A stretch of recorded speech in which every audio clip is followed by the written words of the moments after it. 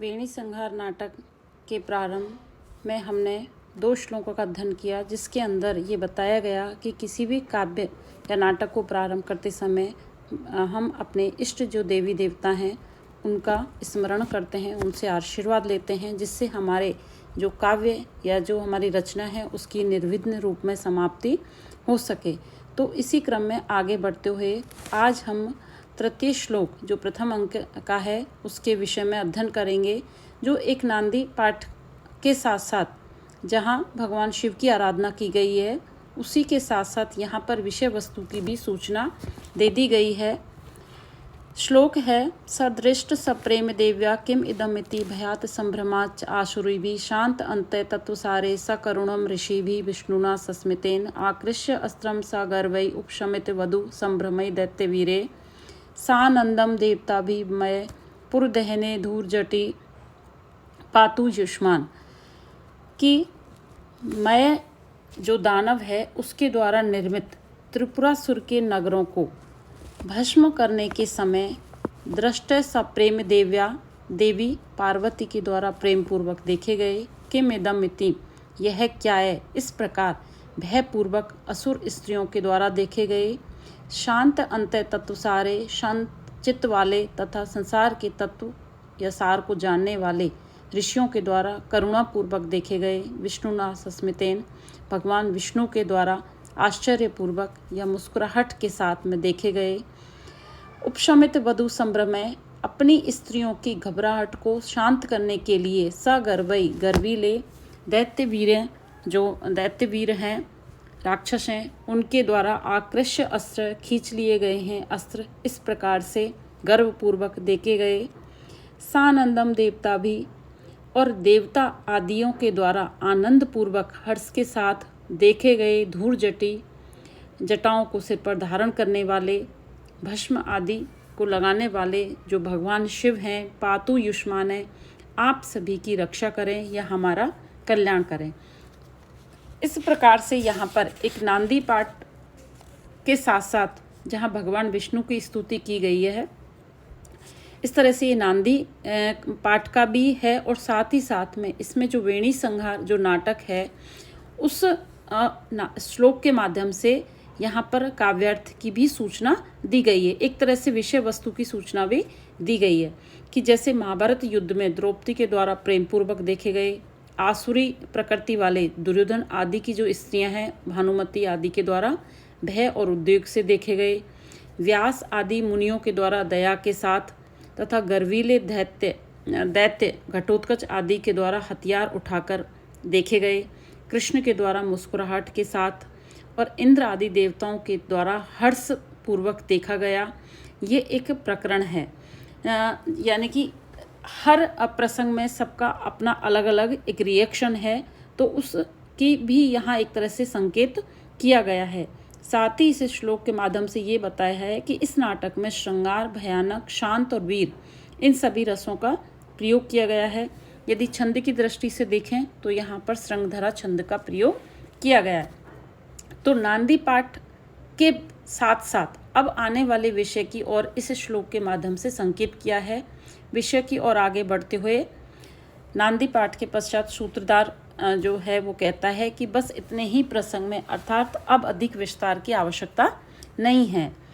श्लोक है श्रवण अंजलि पुटपेयम विरचितवान भारत आख्याम अमृतम ये तम अहम अराग कृष्णम कृष्ण द्वैपायनम वंदे।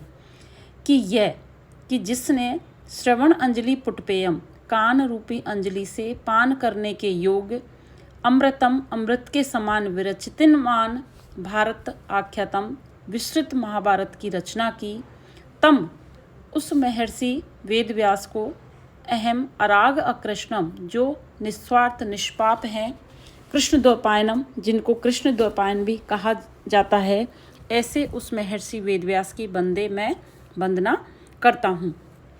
तो यहाँ पर एक तरह से व्यास जी हैं उनको कृष्ण द्वैपायन कहा जाता है, क्योंकि ऐसा मानते हैं कि जन्म के बाद उन्हें एक द्वीप में छोड़ दिया था, उनका रंग काला था, इसलिए उनको कृष्ण भी उनका नाम पड़ा।